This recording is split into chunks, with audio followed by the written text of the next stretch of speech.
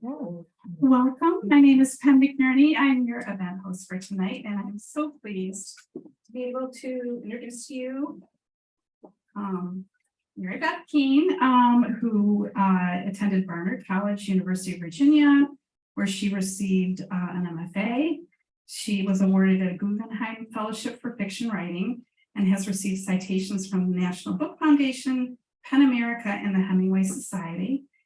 She's the author of several books, including the one we're talking about today, her most recent, The Half Moon.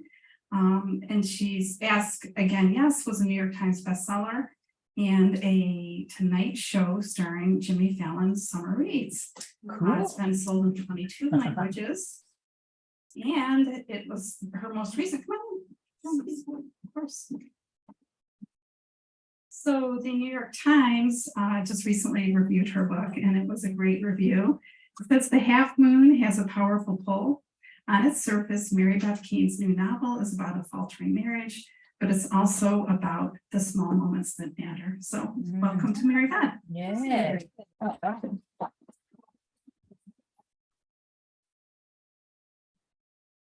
I think so. That's good. Yeah. I never know where to look when people say those nice things. That day, my mother would say, "Don't be more modest." I don't know what to do.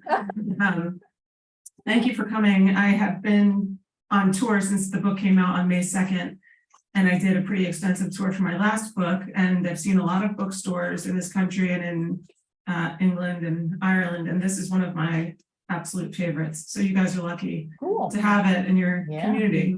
Yeah.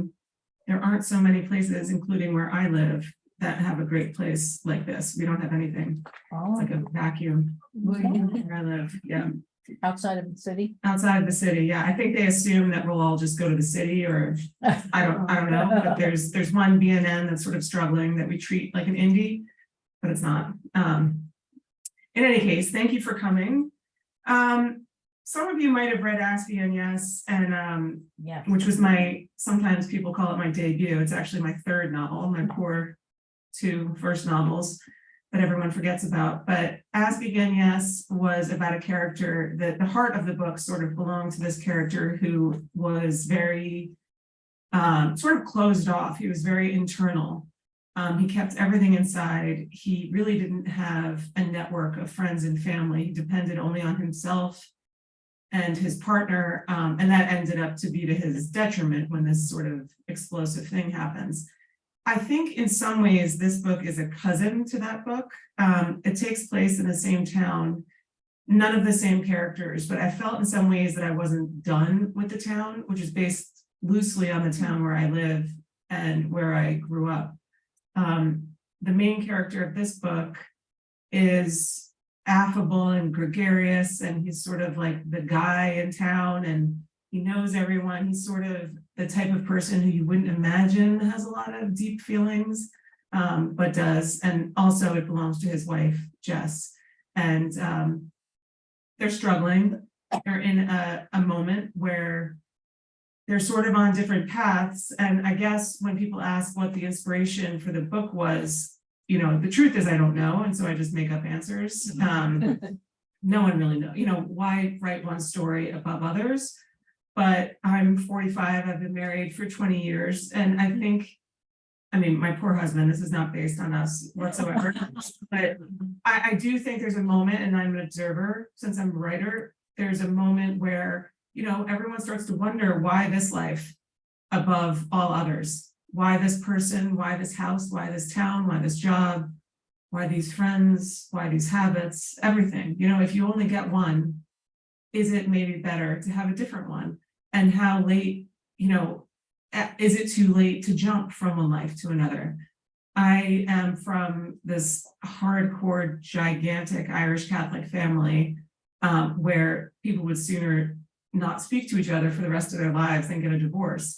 And so I think I'm sort of fascinated with marriages breaking up, how it happens, how you move on, how on Facebook, there are all these happy pictures. And then a year later, the pictures are with all different people, and how do you go from one thing to another?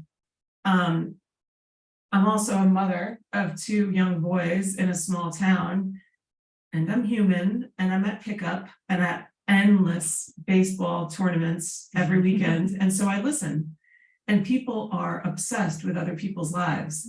I mean, I'm not above a nice, juicy bit of intel.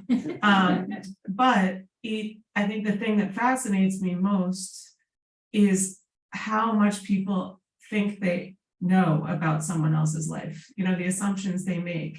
And I just believe there is absolutely no way to know what is going on inside someone else's house, inside their marriage. We know absolutely nothing. Sometimes when we live in that house, we know nothing. And I'm interested in the information people pass on, what it reflects about them, what, insecurities, what worries, why choose this bit of information above others and things like that. And so I listened. A lot of that is in this book. There's a character in this book who makes, well, both of them make pretty bad decisions at different points. But one, Jess, I think that if she were a person that the people at the baseball fields were talking about, everyone might judge her. If we knew her whole story, it's possible that we would find a lot of sympathy for her and actually maybe be on her side and root for her. And so part of this, I don't like to think of books having morals or points, but I think part of this was a little bit of like thumbing my nose at the people who were, passing judgment on couples and houses that they don't know anything about. The other part of this book that, it's not a COVID book. There's no COVID in this book. No one's wearing a mask.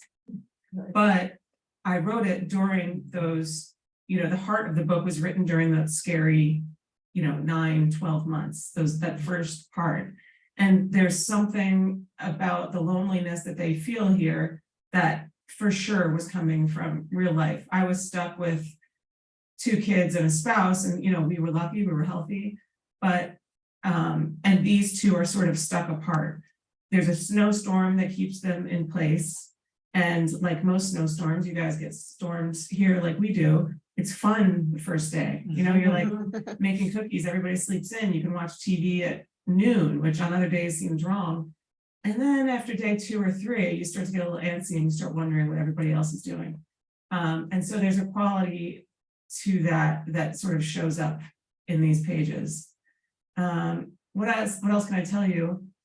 There's a bar at the center of the book. The bar is called the Half Moon, just like the book. And my dad is one of 11 siblings, and most of them owned bars and restaurants around New York City, the Bronx, and Manhattan, and then eventually Rockland County, if you know New York. And it was always a business that sort of fascinated me because you can't plan for its success, really. You can check every box, you can have the most beautiful decor, you can have a great menu, but if the vibe isn't where people want to be, no one's going to come, and it always just struck me as this like crazy, mysterious, why is one place hopping and one place dead? And they sort of serve the same mozzarella sticks, the same Michelob Ultra, and all this. So when we would go out to dinner as a family, we always went to one of my uncle's places, and there was always a feeling in the car afterwards, like, was it crowded enough? Do they seem like they're doing okay? Was the food good? My dad would worry. He was the second oldest of 11. He'd sort of worry about his brothers and how they were doing. And I was around a lot for the openings of bars because my dad would help with carpentry and stuff like that. And so it was always this like big stress in the whole extended family. How's it going to do? And some survived and some didn't. So that's, I think, where the bar part comes from. Malcolm has been working in a bar for 24 years, and he's sort of a guy who's happy, no matter what. And it sort of occurs to him after that long that his friends are moving on and making moves, owning houses, buying second homes, getting promoted, and he'd like to be something too. And so he'd like to buy the bar and like elevate it a bit. But in the meantime, they've spent a lot of their money on fertility treatments for Jess. So what happens when 2 people who love each other very much have very different dreams? And those dreams sort of clash, especially if you're in a position that's like financially precarious. If you don't have enough money for 2 dreams, like quite literally, who gets to win? And so there are questions like that in the book. My favorite part of these events are questions afterwards. So I'm going to read a bit from the opening. But if anybody has any questions afterwards, I'd be happy to hear them. If everyone's too shy, I can start by telling you about Jimmy Fallon. And everyone likes to hear about that. So, which is now almost 4 years ago. Okay, this is from chapter 1. Malcolm Gephardt could tell the bar was busy, even from a block away, even from behind the filthy windshield of his Honda. The night was damp, the sidewalks along the center of town laced with dirty snow that had been refusing to melt for near a week. Most businesses had heeded the weather forecast and closed in advance of the coming storm. But when Malcolm approached the traffic light and saw his own squat, brown shingled building at the bottom of the hill, something lifted in his chest and he leaned over the steering wheel. Oh, he said aloud to his empty car, something was different about the place tonight. He felt a pull of energy, that singular happy chaos that can only be found inside a crowded bar when the music is good, people are running into friends, and the whole place is cozy despite the bone-cold world outside. He tried to imagine himself a stranger, tried to see his place as a stranger would. His place. His. Did it look welcoming? Was it just his imagination, or did the light spilling onto the street give the whole facade a faint glow? Yes, he decided as he slid neatly into his parking spot and felt a thrill of hope, of faith, shoot through him for the first time in weeks. In himself, in his town, in these people, in life, in destiny, in following one's intuition. It was a good town, a good bar, and he was okay, he said to himself silently like a prayer. Half moon, the old wooden sign above the door read, punctuated by a carving of a crescent moon. People loved pointing out the mistake that had gone black and moldy over the years and which Malcolm had scrubbed and then retouched with bright white paint the day after the deal went through.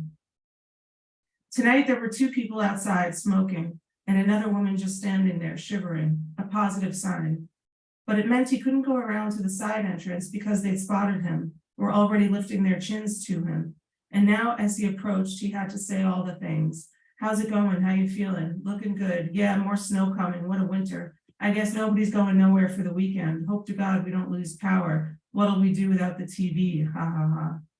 He had to shake hands, kiss the women hello, pretend he didn't know what they were talking about when they asked how he was doing and made serious faces.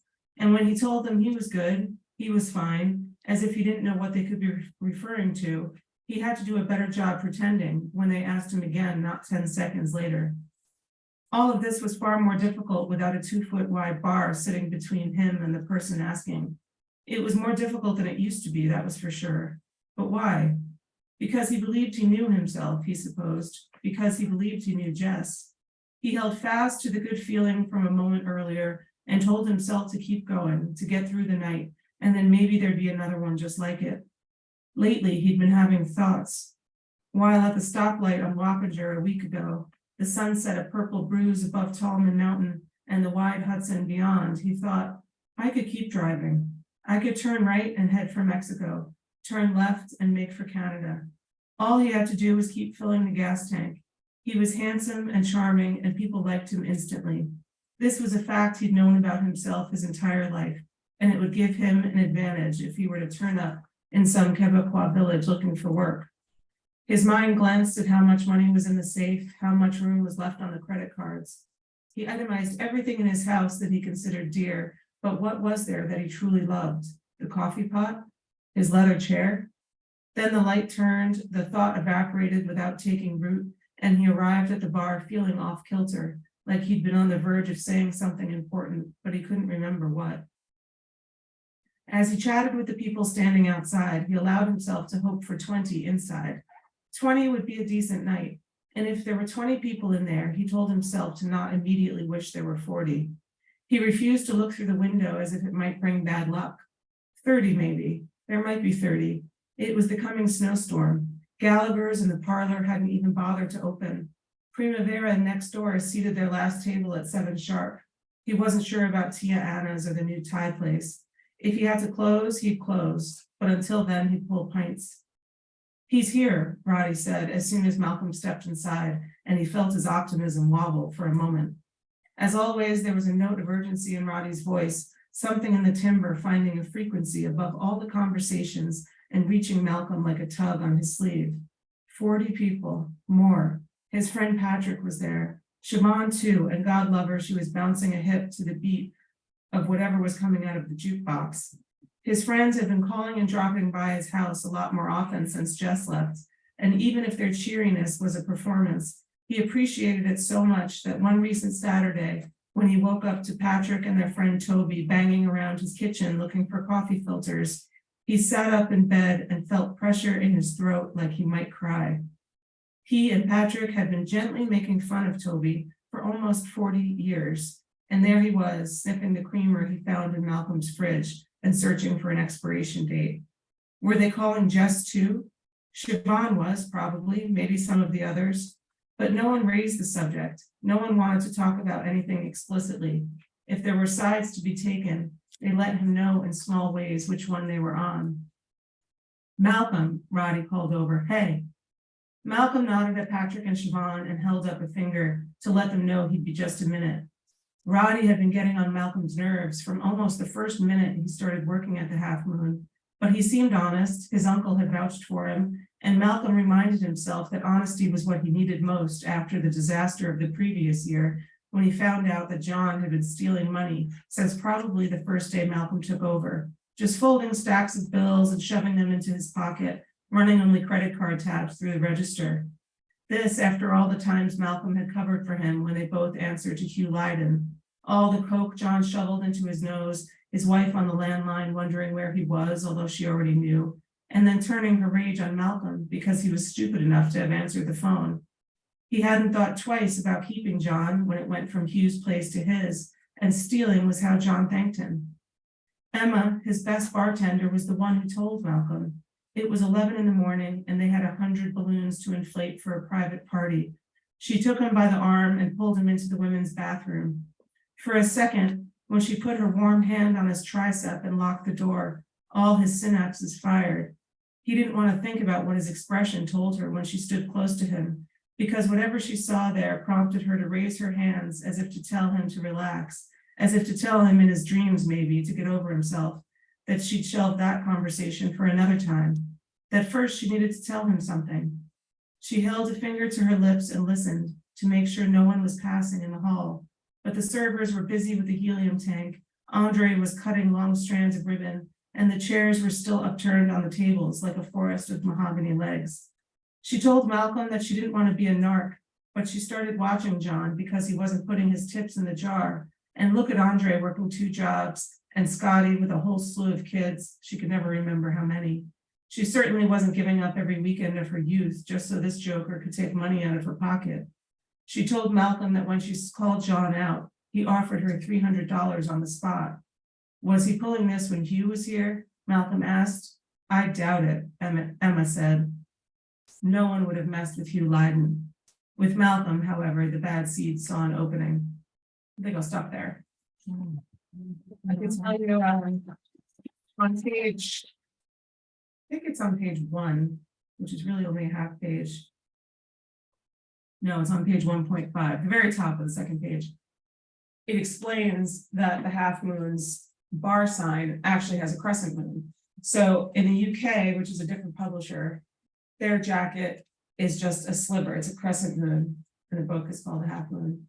So I'm already getting emails from people to let me know, because the arcs are just coming out a little later there. The arcs are coming out and they're emailing me to let me know that that's not a half moon, which I knew that doesn't happen. Everyone said I was being too literal, but there we are. So I was very happy with Scribner's cover. It actually does look like 2 halves make a whole. So if anyone had any questions about the jacket, that takes care of that.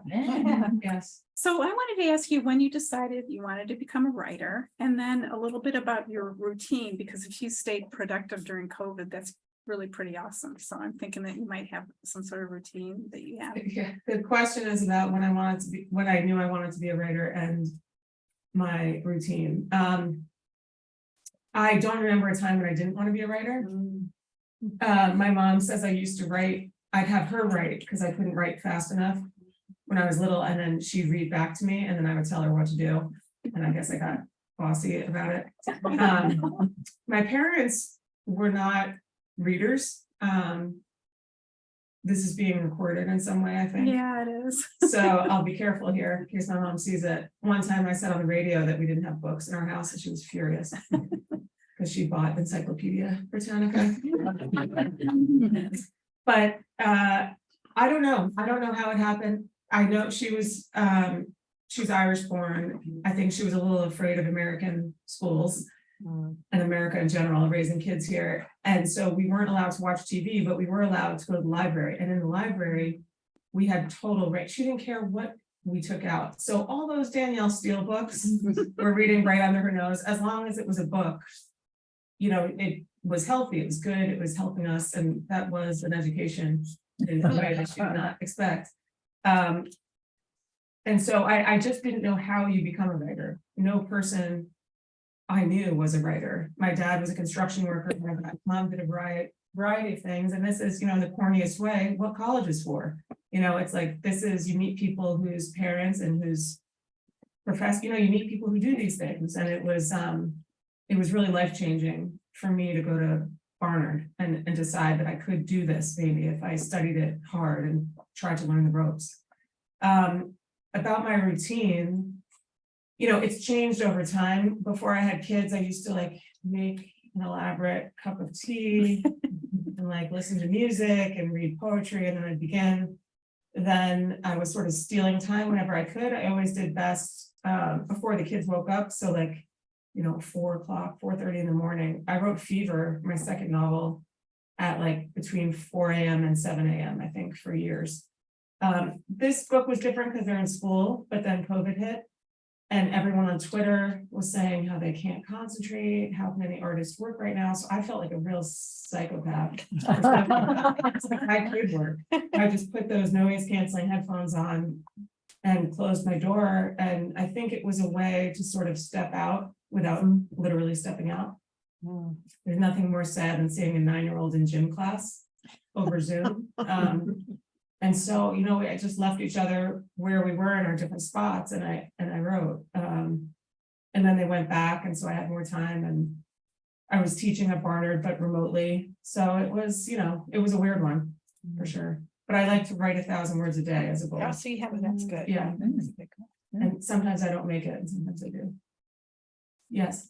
I have a question, and I loved the book, and I don't want to, no spoilers, but I am curious, there really is a thread of forgiveness in the book. And I just want you to talk about that a little bit, because it could have gone a different way. It could have, you know, people say that about Ask Again Yes too. I think that was about forgiveness. Yeah.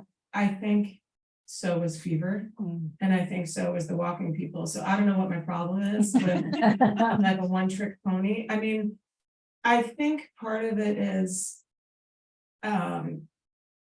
you know, I don't know why, because I think there's love, right?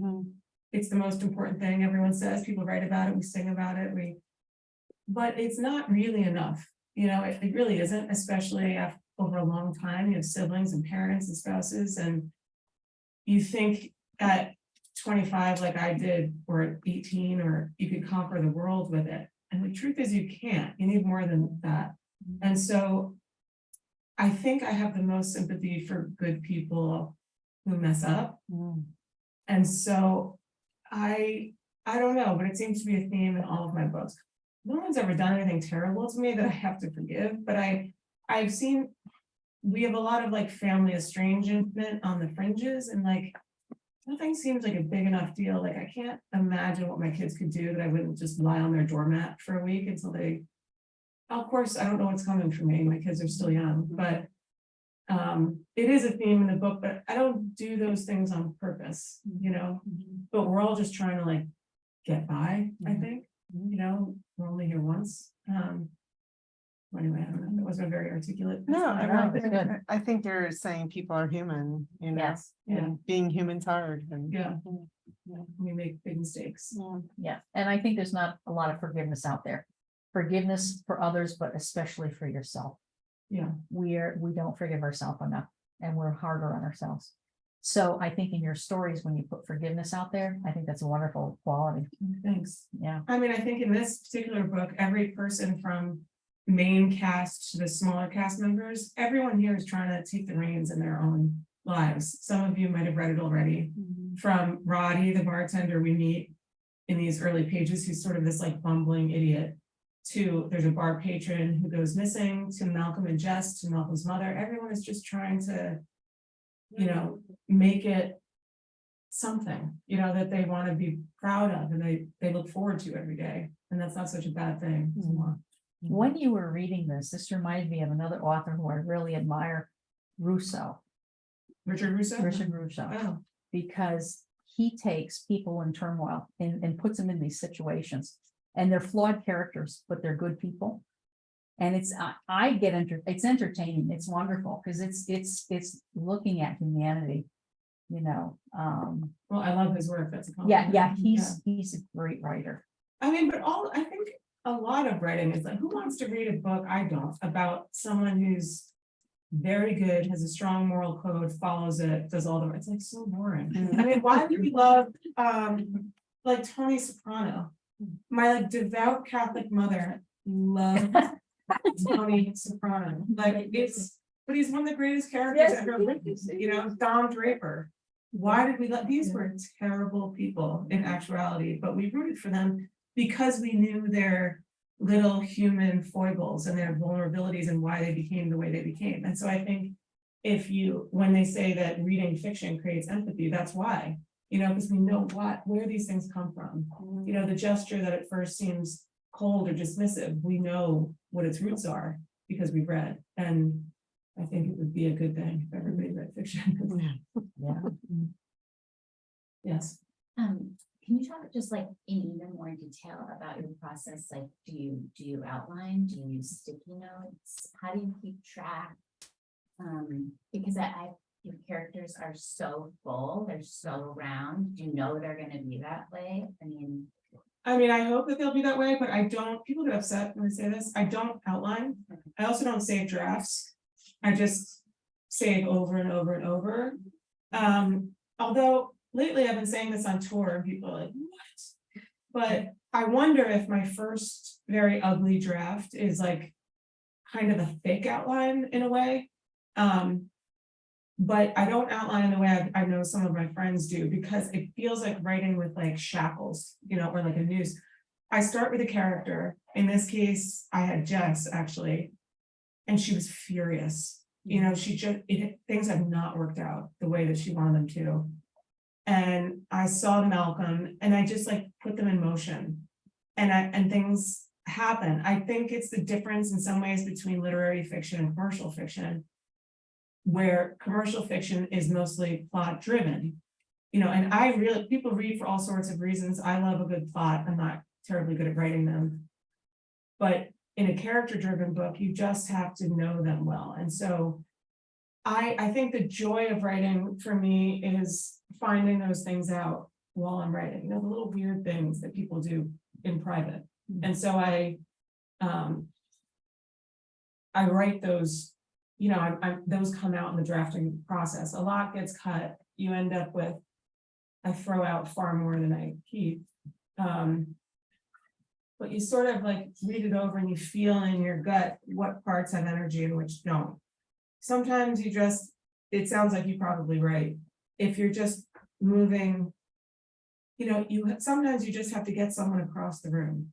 You have to get someone in the car to their mother's. It's boring. It's like, can they just show up in their mother's kitchen? You know, little things like that take a lot of work, you know, and I think it's just trial and error, how you do that. And then a ton of reading. I'll read something, I'll be like, wait, Louise Erdrich doesn't care that he hasn't brought you along, you know, we don't have to follow him in the car. Let's just appear there and it's a whole different day, you know, and that's what reading is so good for. The other thing I found at least in my work, is that the third person works for my style of writing much better than the first person. If anybody writes first person, it's so false, a relationship, that relentless it feels intimate. Like I want to be president. Well, no, you don't. You know, like third person, you get to know things about the character that they don't know about themselves.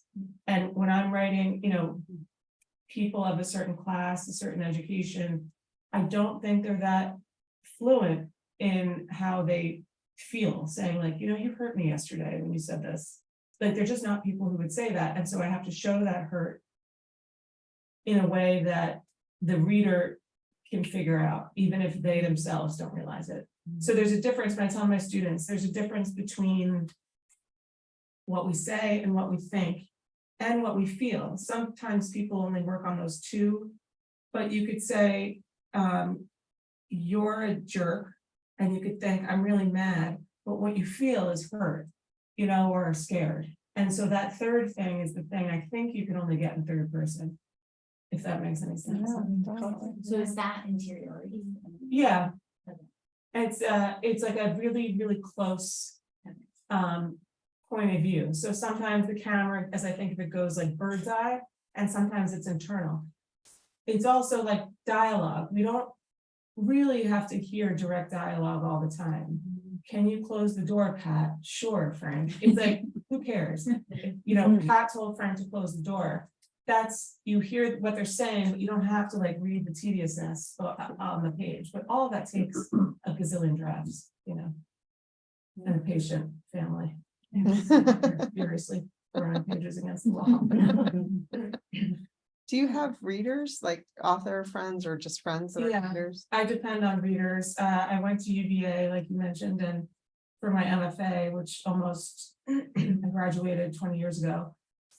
I got married, and then we drove down with my like wedding dress in the back seat like 2 days later. And some of the writers I met there, we still exchange work. And the beauty is we met in a workshop, so our whole relationship and friendship is based on like really tough criticism of each other's work. Again, I don't think it's worth anything to give work to your sibling or your partner or your mom. Anyone like that. Yeah. My husband, again, in the early days, I would give him things to read. And the poor guy did not know what to do. It was like a trap. Anyway, it's like, if he said, I thought this was really good, I'm like, you're really phoning it in. Any details? Like, geez, you're just scared. You're not really telling me what you think. But then if he did tell me what he thought, I was like, oh, what do you imagine you know about writing fiction? I've never met that kind of arrogance. He's like, I'm scared. I don't know what to do. Have one of your friends read it. So now he only reads in galley, like once it's in our. Wow. So it works out. Yeah. And then he's not allowed to have an opinion, right? Oh, no. Yeah. There's nothing but support, yeah. Yes. So you were talking about flawed characters before. I read some very unflattering things about Jimmy Fallon, so I would love to hear about your experience with him. I have to admit, I'm not sure. I don't watch a lot of TV. I knew who he was from Saturday Night Live Weekend Update. But I usually am tucked in by like 9:45, so I don't stay up late to watch that show. He could not have been nicer, truly. And I also, since I'm my parents' child and I'm a little skeptical, I just doubted that he actually read the book. I didn't care, because it was going to be on the, fine. But when the cameras were off, we did this thing for Instagram after we taped our segment, and there were at least 20 minutes when there were no cameras, and it was obvious he had read the book, and he also was the exact same. I had my two best friends and my husband in the dressing room with me. My sisters were out in the audience, and he like made us feel so welcome. I don't know. I thought he was super cool and nice. Oh, that's John wonderful. Travolta was in the room next to me, and he's kind of like, do you want to meet John Travolta? And I'm like, sure. I didn't know what I was allowed to do, or I didn't want to move a muscle in case someone would kick me out or something. No, he was really nice, and he and his producer came through and was like, you want to walk through the stage first just to see where you'll be sitting, which kind of put me at ease. No, he was really nice, like regular Oh, guy. that's wonderful to Yeah. hear. But he picked you because he read the book and liked it, that's how I'm it. sure it was one of his producers. So I think they don't say, but it had been on the bestseller list for a couple of weeks, and then it fell off. They probably used the list to narrow down some choices, because all 5 had been, it was a voting contest. So he picked 5 finalists, and then his audience voted for a period of weeks. And then it won. Yeah. You have more books on late night. Well, he They has sure done one do. every year, and he took off a year that he was at home for COVID and just taping from home, but he had Gene Corlitz's book after that, I forget the name of it. He's done, I think, 4 or 5. Yeah. I think Seth Meyers had Rebecca Mackay on at least at one point. They do, you know, it's just not, it's probably not their highest rated night. Yes. When you're writing, can you read fiction or can you not? Oh, yeah, no, I read constantly. Plus, it takes me 4 years to write a book, so I do read during that time. And do you have any favorite authors that you go to? I'll read anything by Louise Erdrich, Elizabeth Strout, Marilyn Robinson, I love. Who else? Mohsin Hamid, I'm probably saying his name wrong. I've read all of his books, Maggie O'Farrell. But I also don't, it doesn't matter what, you know, I'll read historical fiction if I'm not, it doesn't matter to me. Anything that's good, I'll read. I get asked to blurb a lot too, so I read a lot of those books. I also don't have time to read all of them, but I try to read as many as I can. No more Danielle Steele. No. You read one, you read them all. Did you feel? Iris and the Addict, does anyone remember those? Yeah. Yeah, those were very troubling books. One more question, and then we'll move over to buying and signing books. Anybody else? Okay, so thank you so much.